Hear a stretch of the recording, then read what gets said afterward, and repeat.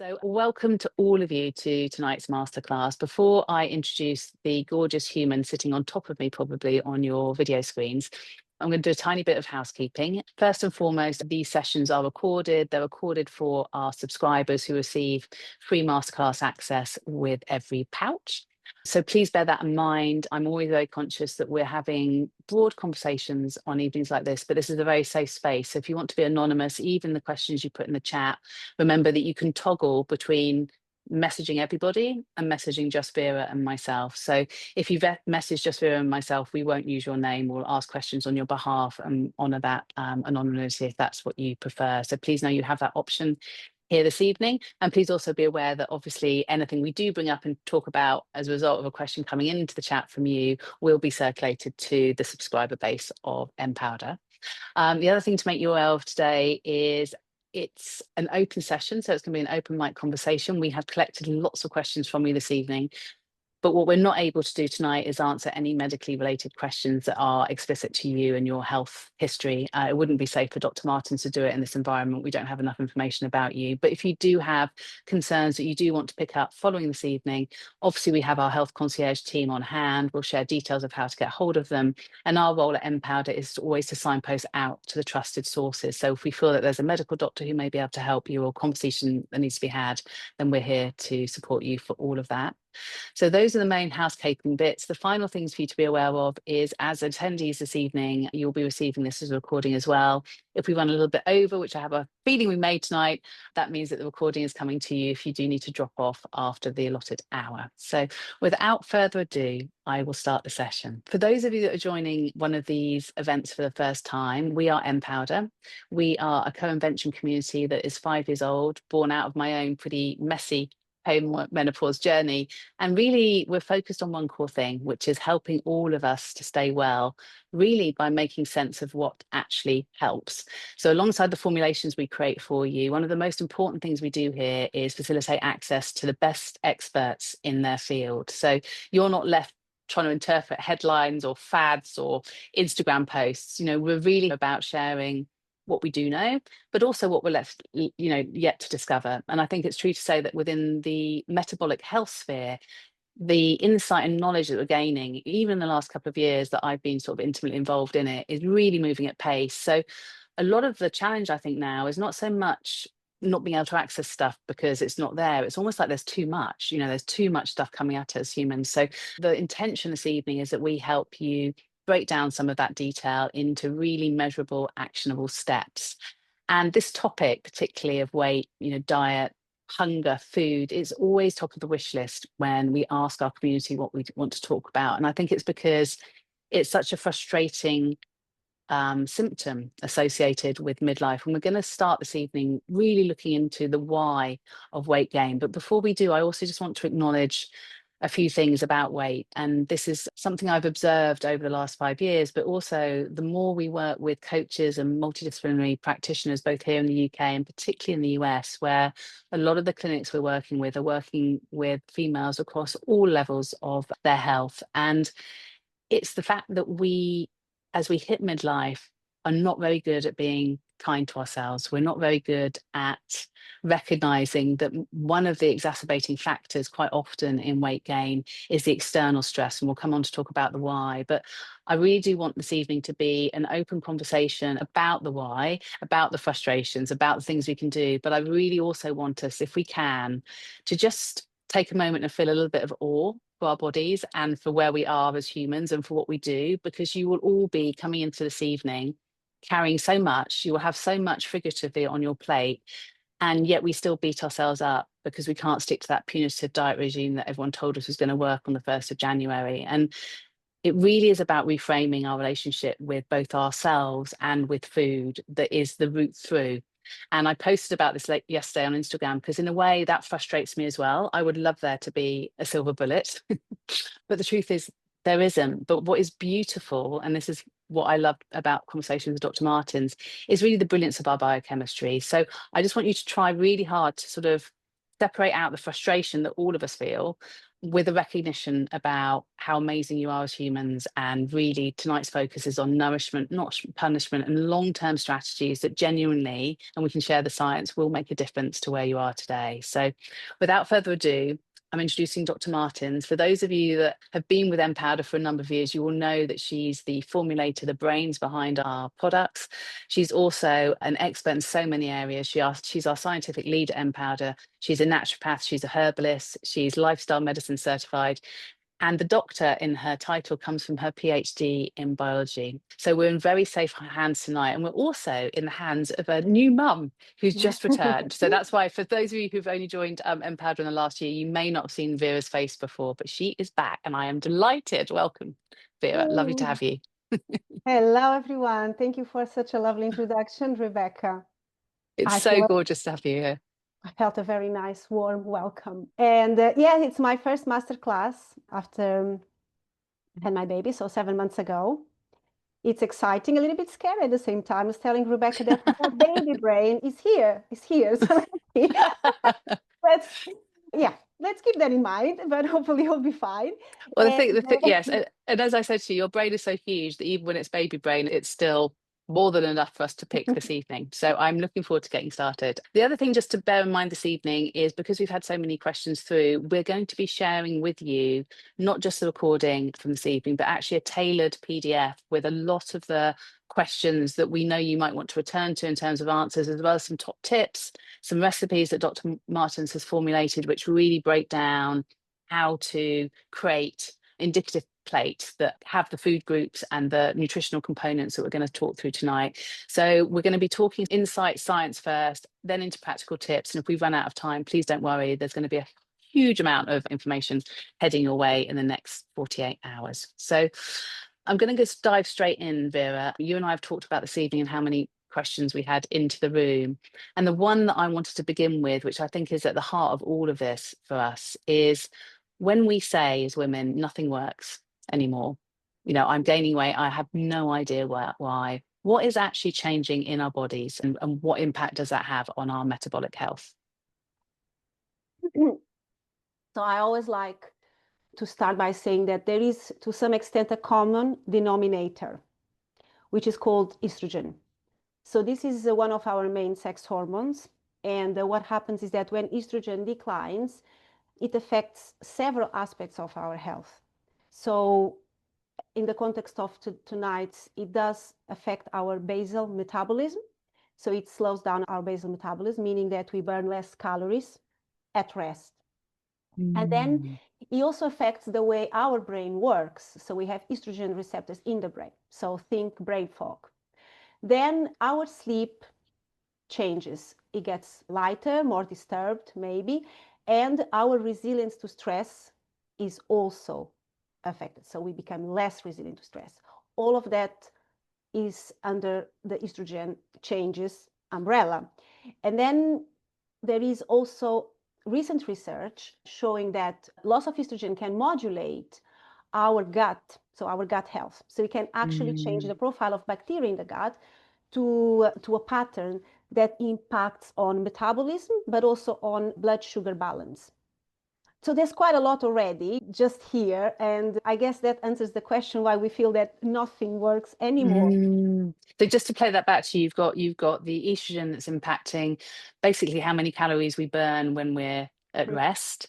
It's impacting our brain. And I guess we'll come on to talk about that in a minute, but the domino effect of what happens when we've got brain fog and the cravings and the need for energy that also come as a result of poor sleep. And then on top of that, you're talking to us about our gut microbiota changing, and that's actually impacting our blood sugar balance. And again, that will impact what we seek out in terms of food choices as well.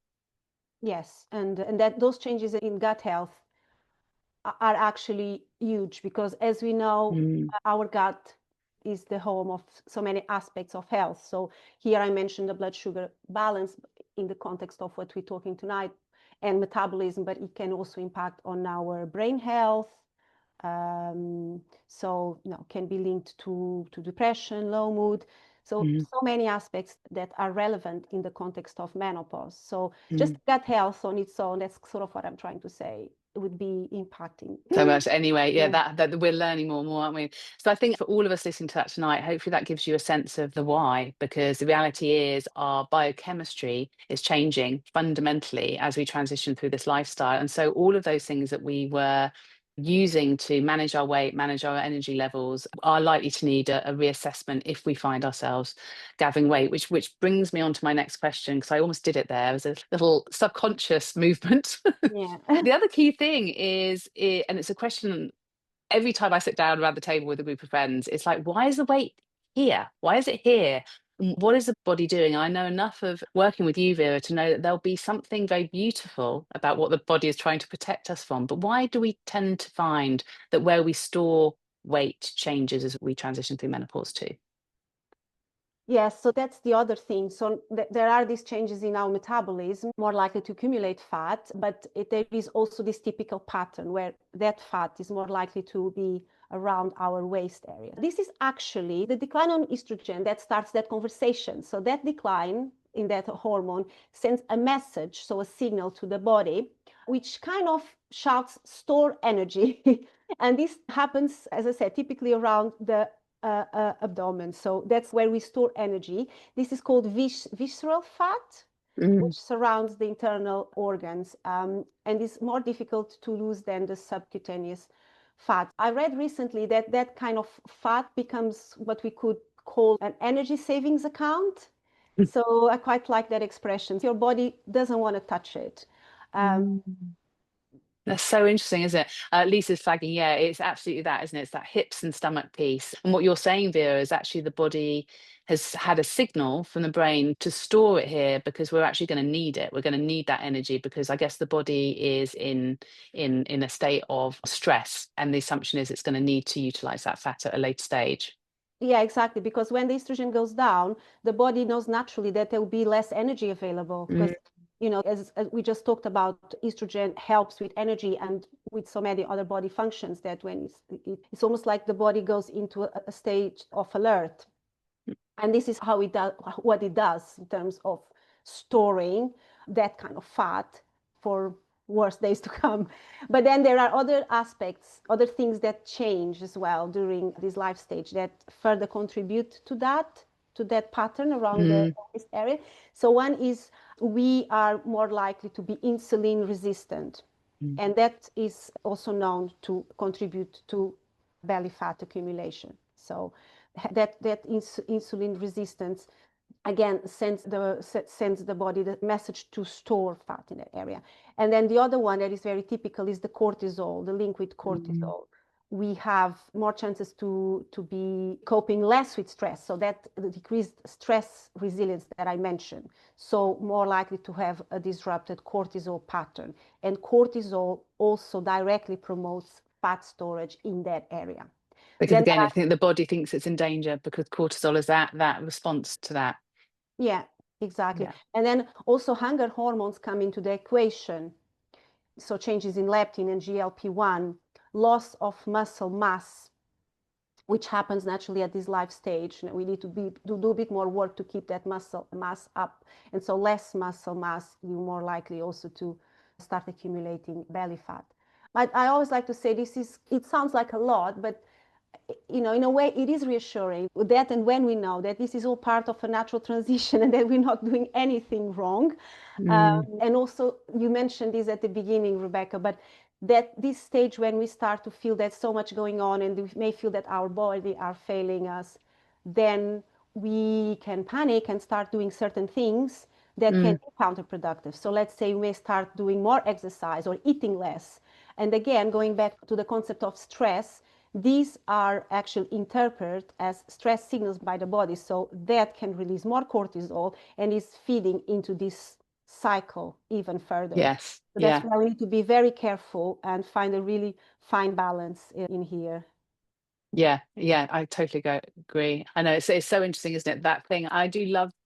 I mean, I feel the frustration with the whole weight management piece, but I also do find it reassuring when we think about our bodies in terms of its brilliance rather than that sense it's fighting against us. 'Cause I think so often, particularly around weight, it feels like a battleground with yourself. And actually, if we understand the kind of protective piece. And like you say, it's natural, and it's actually part of our body's response to very valid signals in its view. And that kind of helps us when we start thinking about what we might need to do, but also not beating ourselves up, which I think is a key thing that we really need to address this evening. So before we start talking about food choices, I wanted to touch a little bit on many of the sort of the rules that we've carried with us. We are women at this point in midlife, and I was posting about this on social media last week, and I had an amazing response. But all of the strange diets that our generation, I think particularly, were gifted by the marketing teams, and a lot of that stays with us, you know. So what dieting rules do you feel that we almost need to step away from, or effectively are working against us in midlife? Which ones do you find yourself again and again having to challenge when you're working with clients? Hmm. I very much like to talk about this because I know that it's such a delicate and frustrating thing, weight. But then I think all the diets that we have learned and been, following it, yes, for so many years, we felt also a bit trapped in this idea that we need to do this type of dietings or have a certain type of approach. And what I like about things these days is that we do have research that is actually suggesting that they are counterproductive. And I think that's really reassuring, because on the other side of that spectrum, then you have something waiting for you, which can be having a balanced diet, having fun with food, enjoying food. That means pleasure, happiness, and that can be done. I know it sounds a little bit daunting and maybe not very realistic at this stage, but it's something that may take longer, that may require a little bit more of a holistic approach, but it is possible to get to a healthy weight and enjoy food. And I think that's beautiful. Totally So, agree. What would you say that we should be stepping away from? I mm, know before the session we were talking about some of the ones that can sometimes cause issues when you're having conversations with clients. so the main thing I want to start with is the concept of calorie restriction. And that can help in the short term, but it usually backfires. We know now, as I said, there are studies now, enough studies to show that people usually regain their weight or gain even more in the long term. And this is because the body adapts by slowing the metabolism. So we are talking about restrictive diets. I don't really like to talk about calorie numbers, something to keep in mind. And you go below a certain threshold, and then the body goes into, again, a stress. It's like a red flag to the body, and the body just slows down metabolism to hold on to those to that energy that is not getting from food. Also, when we're just focusing on calories, we're not really thinking much about the nutrients in our food. So we're likely to be malnourished if we are following those diets for a long term. Then those diets very likely will disrupt our hunger hormones. They will be a stress signal for the body, and they increase cortisol. So the trio that I talk about, the hunger hormones, the cortisol, and the insulin, will all be disrupted. And we're more likely to lose muscle mass. So again, less muscle mass, less chances to more difficulty in burning fat. And this can also lead to an unhealthy relationship with food, which, as I mentioned a while ago, I think eventually, ultimately, we all want to have a healthy relationship with food. So this is under the calorie restriction umbrella. So there are other things that are unhelpful. So the strict forms of fasting, I think we may touch on that a little bit later, but just as a flag now, there are sensible ways to fast, but if they are very strict, we go again into the calorie restriction risk, and all these sort of downsides, these potential risks that I just mentioned, will all happen as well with strict forms of fasting. Another one would be over-exercising. Over-exercising can signal stress to the body and is a way to increase cortisol. So again, cortisol means more chances to accumulate fat around the waist area in particular. I want to mention also the fear of fats and carbs. So that's another big one. I think that's We're going to come and talk into more detail, aren't we? That's a really big one to unpick. And the other one we've talked about as well. And you know, we're obviously a very responsible community. We formulate supplements, but I get very cross when I see these supplements that promise to, well, there's one that that I will remain nameless, but they'll talk explicitly about, weight loss as a route, often using actually herbs that have wonderful functional capacity, but aren't there to do that. And that kind of silver bullet promise of a product in a pot that's you're going to somehow miraculously lose weight overnight through over-the-counter supplements makes me really cross, because it does a huge disservice actually to botanicals and the supplement space. And the other thing I was just going to add and reflect on here is this: I think one thing I've noted through working with our coaches and multidisciplinary clinics, particularly in the US, is also there's so much to be said about the benefits of taking advice when it comes to protocols, particularly if you've got a lot of weight to lose. And there can be some great protocols out there where you can look at restriction as a very short-term motivator to get you on a path to that weight loss journey, but you really do need the support around you. And I think that, for me, it really, on all areas, female health has increasingly become something I've realized there's a real power in community and support, because it has to be that whole body approach. And to your point, Vera, when you're doing like huge calorie restriction on your own, you're not necessarily thinking about the nutrients that are going into your body. You're not thinking about how you exercise. Quite often we compound it as well, don't we? So we are in the gym as well, trying to do the HIIT workout, because that we've been told that's the quickest way to get there. Really taking that, again, whole body and mind approach and expert support whenever you can, I think is absolutely key. And I just wanted to touch a little bit, I was talking there about the products in a pot, which I feel really uncomfortable with. There are, however, botanicals that can help, particularly when it comes to sort of digestion. So it's not so much here thinking explicitly about weight loss, but to your point around gut microbiota health and ways that we can manage blood sugar. What are the botanicals that you turn to that you think can be really helpful? So when it comes to supplements, you said it already, and I think there aren't really any particular ingredients or supplements. The research is not there. It doesn't back up anything. And also what happens is that in some cases these ingredients are used in quite high doses, which can also make us question about safety, particularly if you take them long term. So I would be very careful when it comes to certain supplements. But when you look at supplementation in a sort of more comprehensive way, and now that I talked a little bit about gut health, about stress management, about blood sugar, this is where actually certain supplements, particularly botanicals, can make a difference. So this is our approach, and this is how I definitely in clinic approach weight management. So we're going to make sure that the digestive system is supported. So we will think about herbs like ginger, slippery elm as a prebiotic to support healthy bowel movements. We will be thinking about blood sugar balance. So cinnamon, again, is in our blends as well. Yeah. Then we want to cover also the stress management and supporting our adrenals. So here there is a very important class of herbs called adaptogens. I would be thinking of ashwagandha and bacopa, so amazing to support the stress response. And that's why we include these amazing herbs in our blends. Yeah, I think that's a really important distinction, isn't it? And again, back to your point, I think the other thing is we're so careful with the dosage levels. So there's a long-term safety consideration in everything that we do. And I think you're right. I think thinking about them more holistically is absolutely key when we're thinking about our health. And there's a lovely sort of reflection here, and we will come back to this one, Tasha, because it's a beautiful question just in the chat saying we've been socialized to think about weight aesthetically, and that's so true, isn't it? How should we understand what weight we should be from a health point of view? That's such an important thing, and that's absolutely the lens we're going to be talking about tonight, but really appreciate that. Thank you for the question.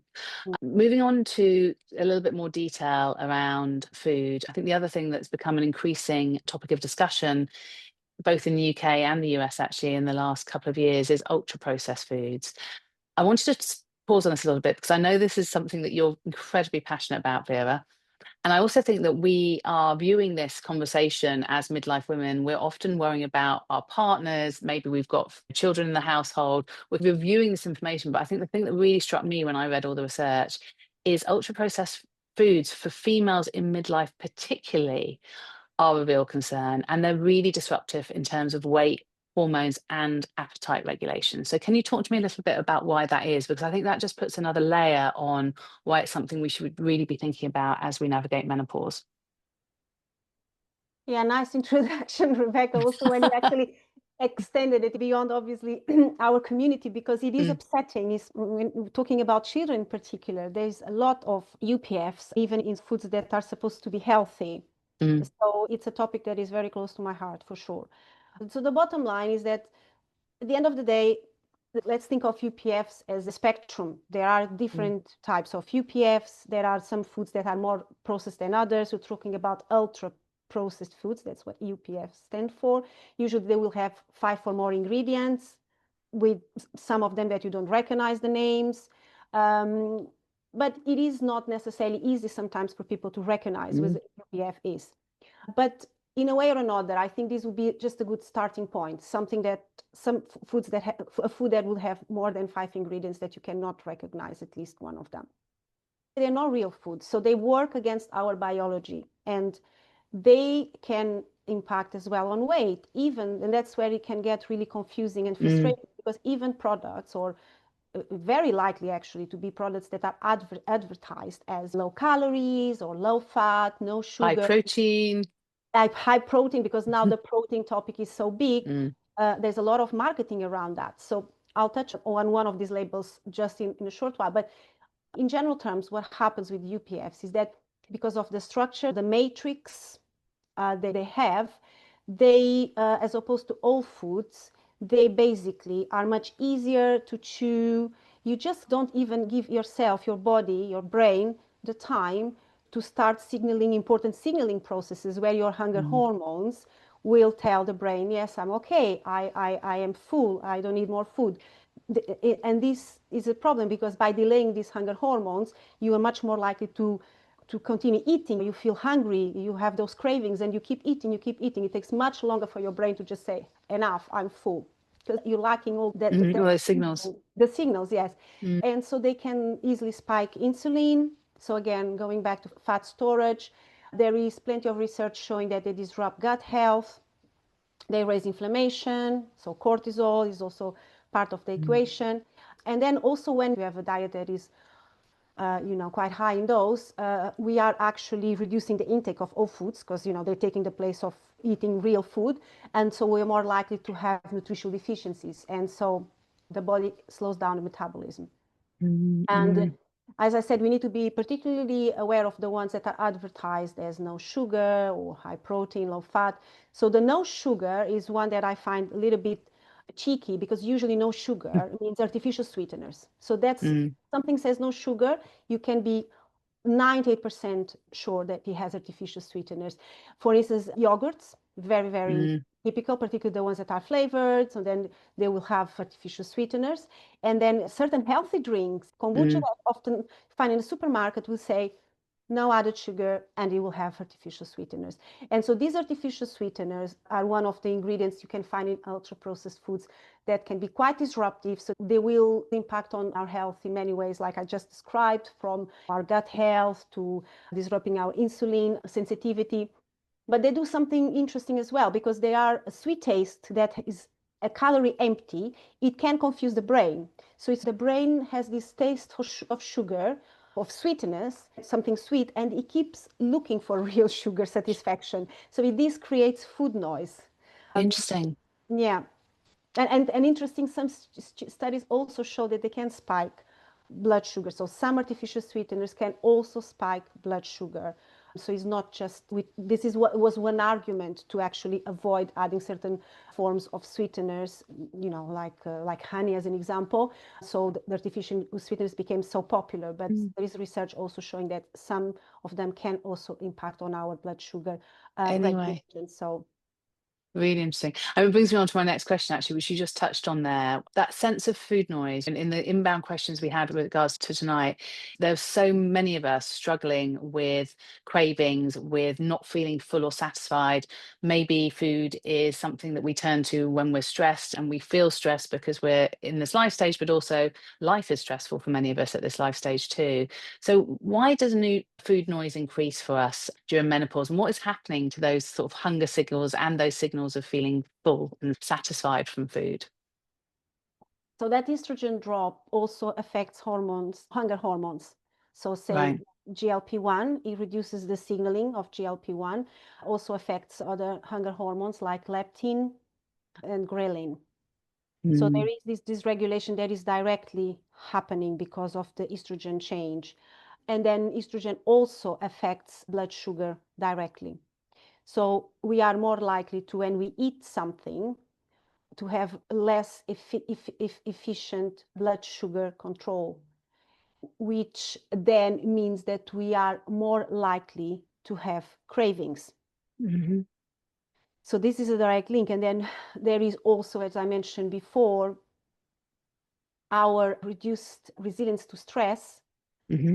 impacts on cortisol, and we are more likely to have issues with sleep. So that stress and sleep connection is Peace. also there.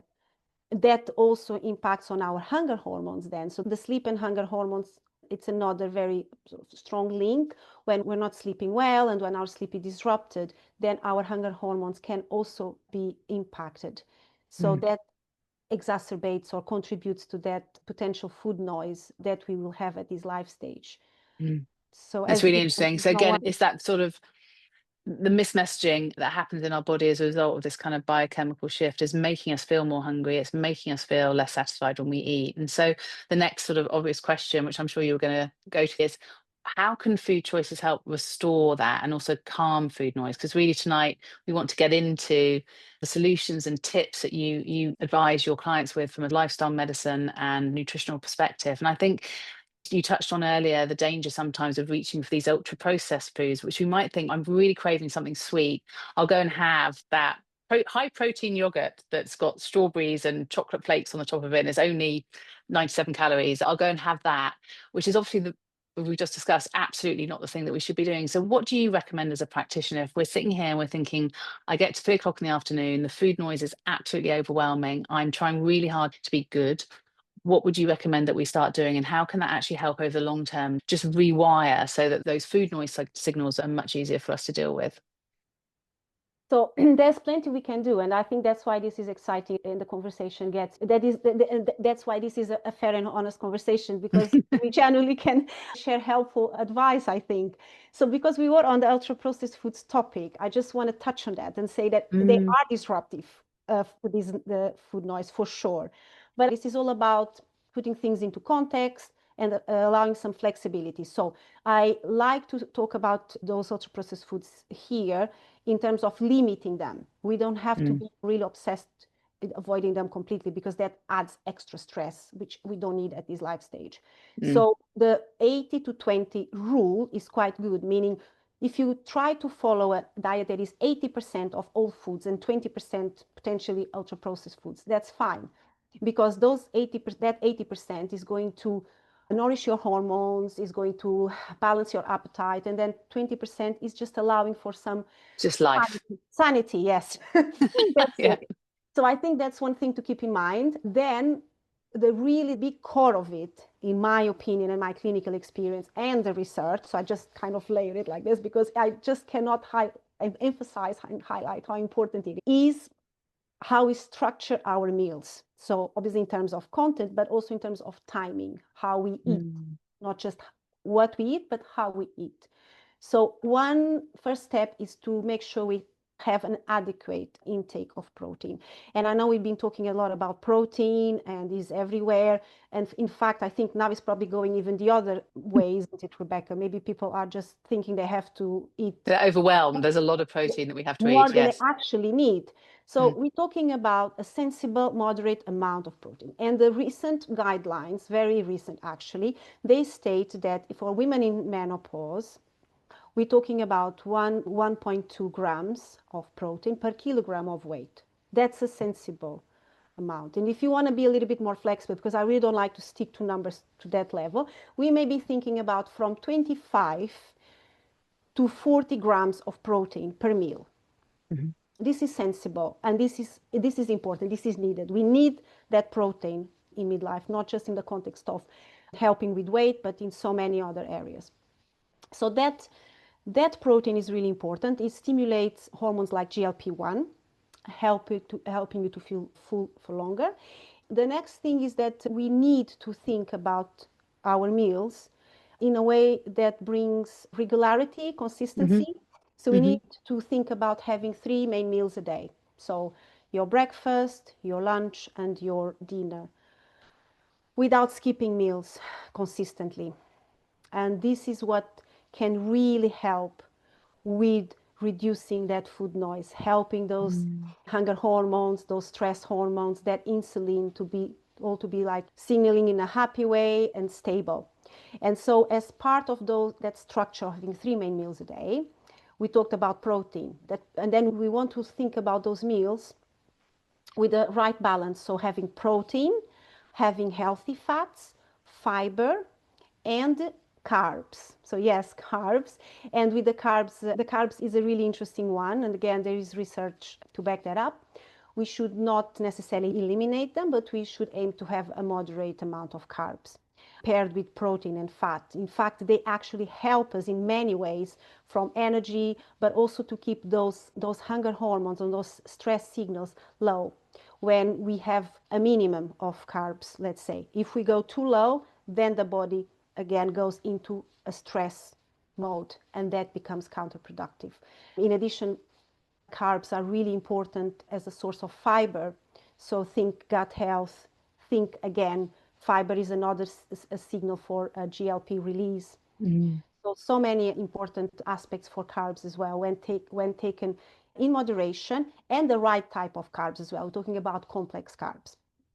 So these are really important things, and I would start with that. This is what I call a strategically structured meal plan. This combination of protein, good fats, fiber, and moderate carbs, and having your 3 main meals a day. So that consistency. And I think what you're saying here as well, just to play it back to you, is that kind of consistency piece will actually then start, because we're feeling satiated, because our hormones are being encouraged to work in the way that they should, the food noise will diminish a little bit anyway, because we're starting to send the right signals out to our body to know when it's full and feel full. So we're not having that sort of internal battle. But can you talk to me a little bit about if we do still feel the food noise? Because I think that's the other thing about this evening, about being realistic as well, about as we're transitioning into being more consistent, are there things we can be doing that are better for us to reach for? Like if you got to that 4 o'clock slump, Vera, what would your recommendation be? What do you turn to in your cupboard? And how can that actually enhance, again, our biochemistry? Because again, we've spoken about this a lot because it's such a common question within our community. Your response to me previously has been, you can choose snacks that actually, again, help get our bodies back into balance. So what would they be, for example? Yeah, so you're always thinking protein. I like Right. think like protein as an anchor. So it needs to be there. That's the anchor for every meal. That's why we need to always think protein from the start for breakfast until, and when we talk about the total amount of protein, we should think about that it should be divided throughout the day, because this is how Right. it actually contributes in a way that promotes these healthy blood sugar levels and hormone regulation, like I said. So I'm just saying this because sometimes, I don't People know if front load with it. Yeah, and yeah, they think, I've done it. I've done my protein. Yeah.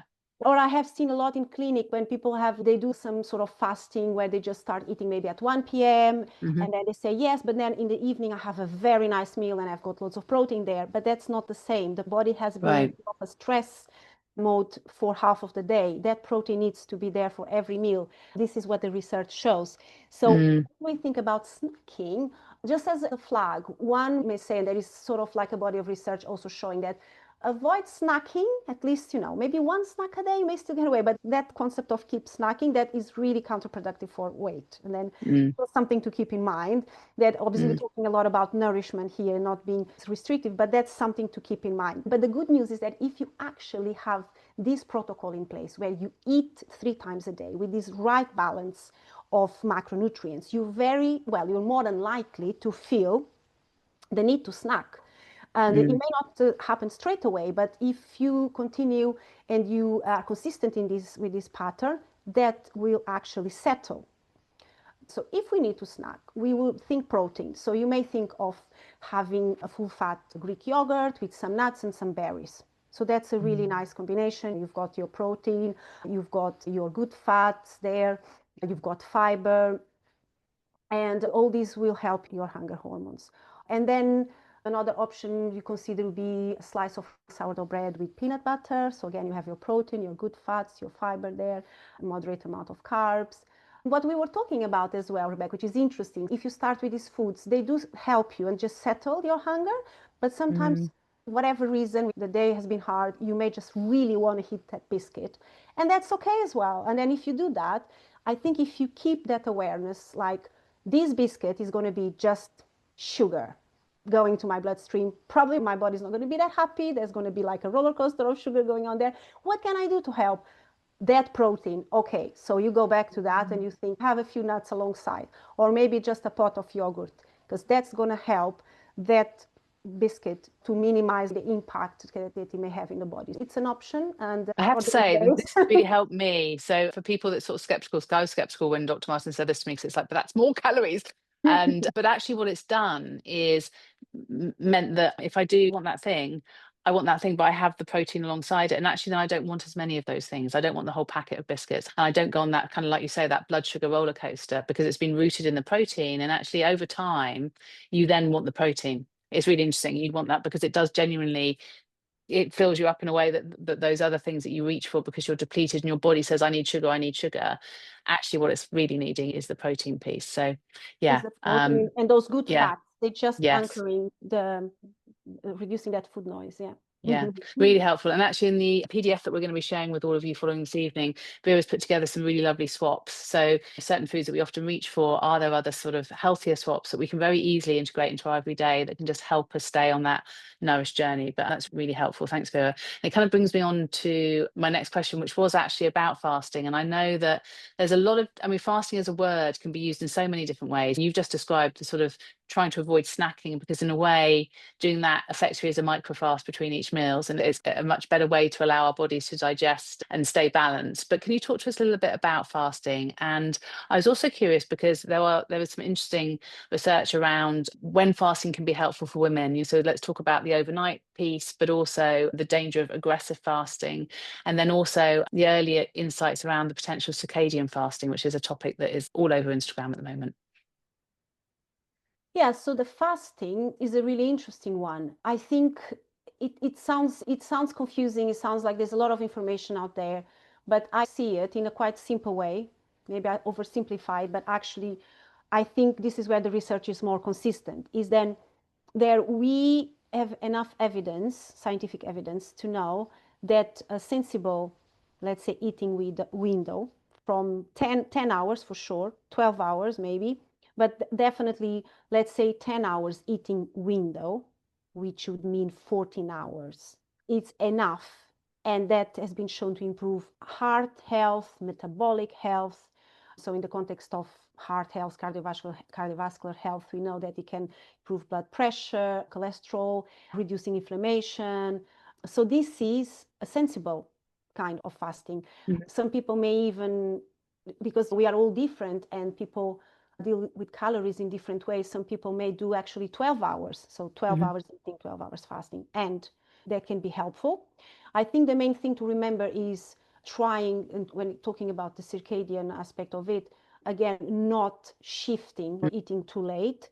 And actually, it will be quite difficult if you have a very strict fasting window to fit 3 meals. So you would go against the principles I endorsing here. If you have a very strict window, and you're very likely to be also reducing your amount of calories and just going into that potentially that risk of, like I said, of upsetting your hunger hormones and your stress hormones. So it is there are sensible ways to do it. So you stick to this eating window, you fit your 3 main meals there, and then where you can and should be, let's say, stricter, is to avoid eating at nighttime.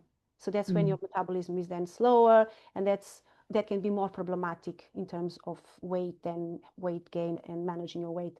So you could set then a rule to stop eating from 7 or 8 p.m. You can eat, you should have water, herbal teas without anything added to it, but this is a sensible way to do it.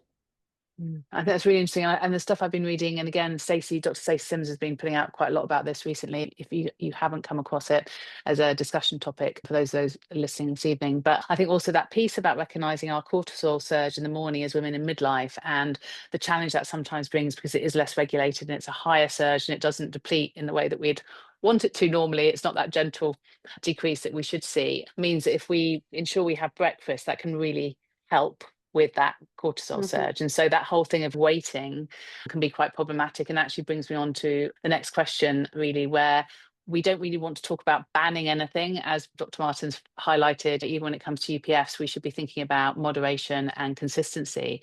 But one of the things I know that you, again, taught me to do quite early on in my midlife journey was to not have that cup of black coffee on an empty stomach, which is what my breakfast used to be. So can you talk to us a little bit now about what we should do less of, even if it feels healthy or virtuous? Because again, with black coffee, I was brought up to believe it was the best way to take coffee. It's obviously calorie free. It gave me the energy I thought I needed. It actually probably blunted my hunger, which is why I used to do it.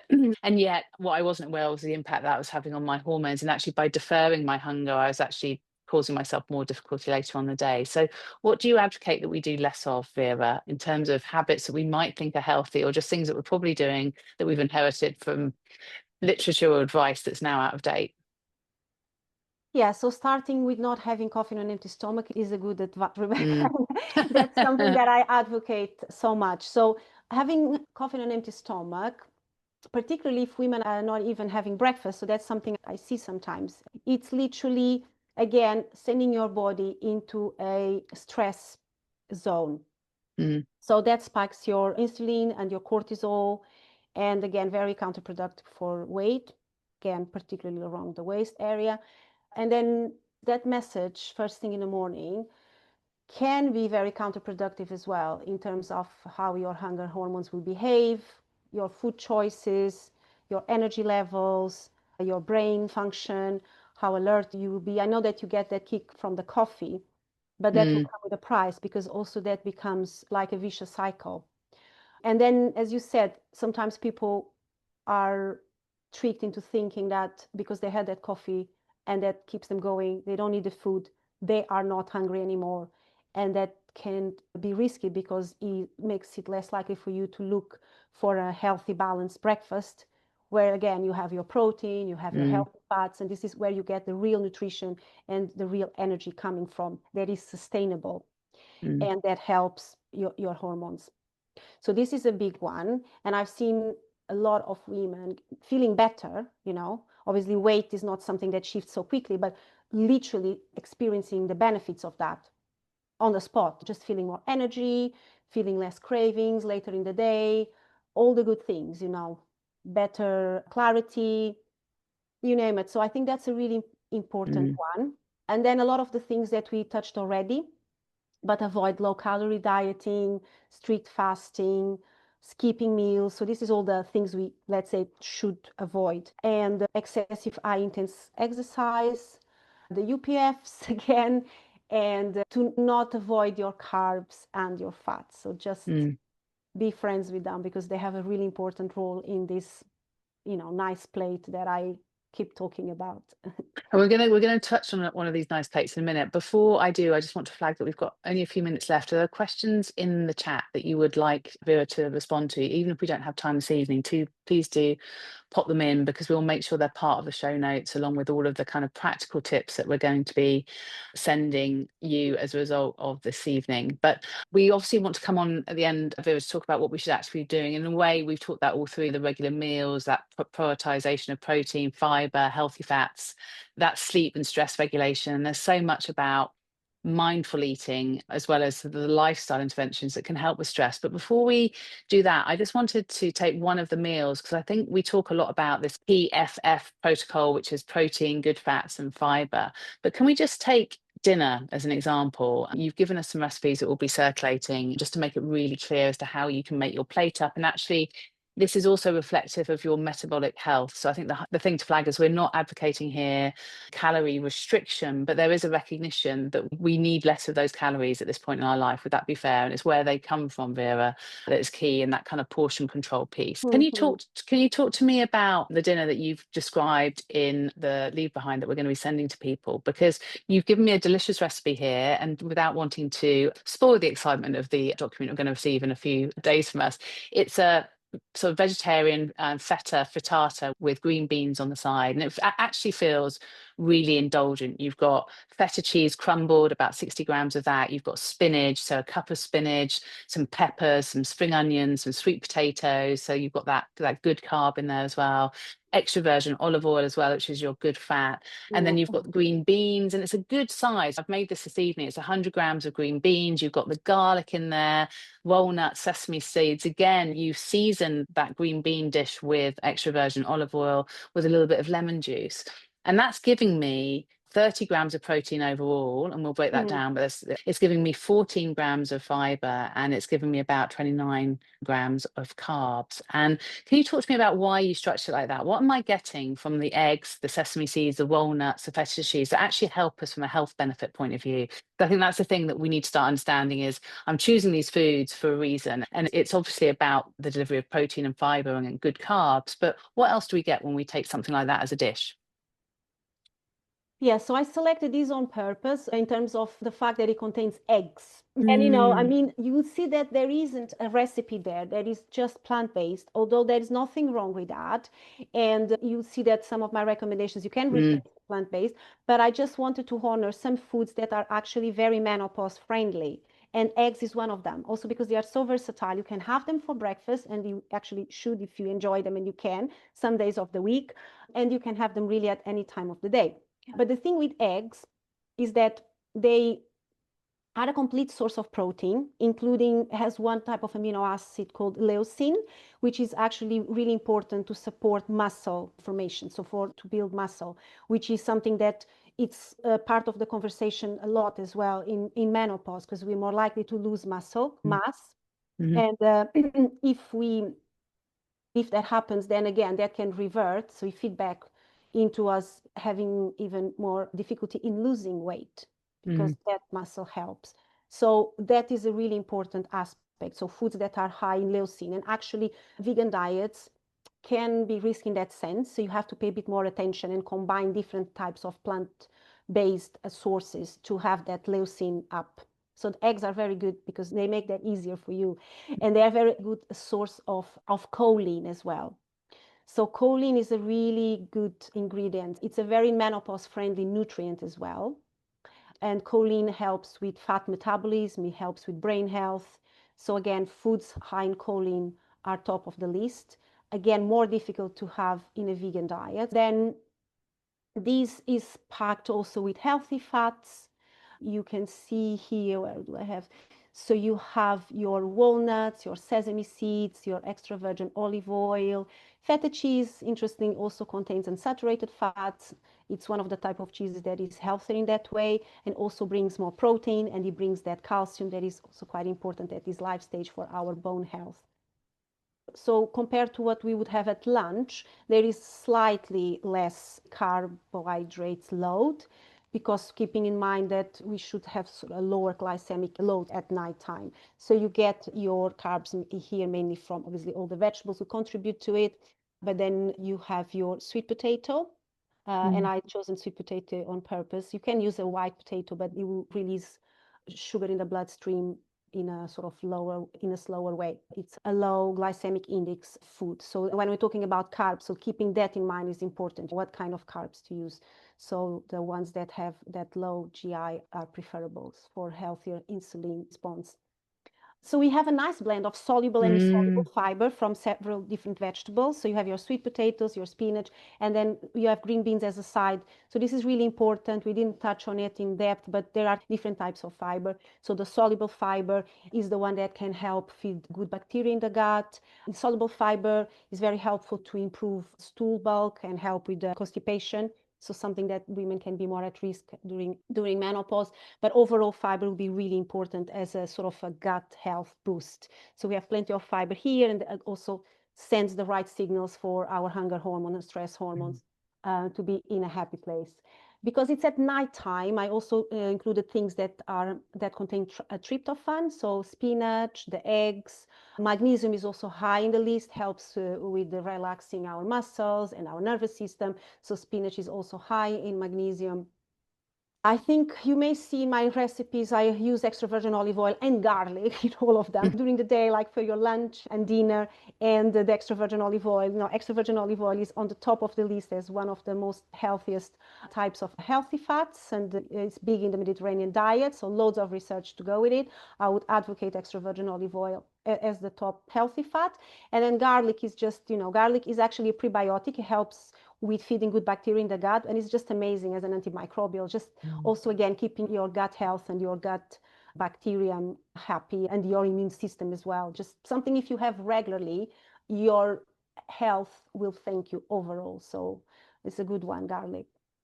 Thank you. And I think, I mean, it gives you a hint of what's going to be coming your way over the next 48 hours is that I found this really useful, not looking just at what types of food, I kind of get that I should be having protein. I kind of get, but I think what Vera's done here for us is create recipes where all of those ingredients are doing so much more probably than we realize. And once we start learning about that, that can really be a route through to nourishment and weight management. There's one tiny question here, Lisa. I'm going to try and squeeze it in and then we'll have to wrap up for the evening. And so if there's any other questions, please email us. But Lisa asked quite rightly, because there's a lot of vegans in our community. You spoke there, Vera, about eggs and how useful they can be because of this pure protein source and also the other attributes. If we are vegan and we're looking to find those sources elsewhere, where would your go-to be? What kind of ingredients would you be putting on the plate for the vegan dinner? Yeah, so the vegan dinner, and I have in one of my recipes, which Mm, actually contains salmon. That was lunch. It mm, can be replaced by tofu hmm. or tempeh. So I think that's what she asks here. Lisa's actually asking, yeah, Lisa already Um, as a seasoned vegan, you're right. definitely, that's fine. I think, again, you just should keep in mind, I think you can have a very healthy plant-based diet, but it just needs more planning. The main risks are the protein, not just the amounts, but also the protein quality. Because Mm, just as an example, I touched on this amino acid that is important for muscle. And then also some sources of protein in, let's say, beans, or they may not have the complete amino acid profile. So then the right way to do it is to pair like a pulse with a grain. For instance, a good one would be lentils with brown rice. mm. So then you get that combination. So there's a few more things to keep in mind. Um, and yeah, so that can require a little bit more planning when it comes to the protein.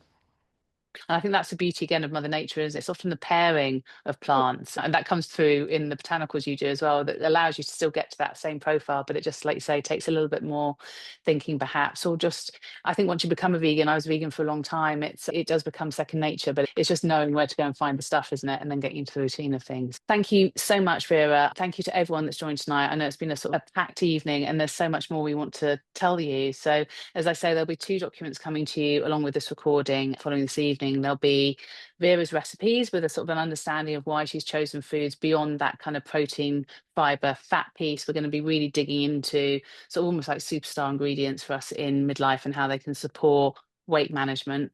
We're also going to be supplying you a booklet that talks to the swap outs that we found really useful as a community. Again, has the science behind them. So when we're thinking about weight maintenance, we're doing it through that view of nourishment.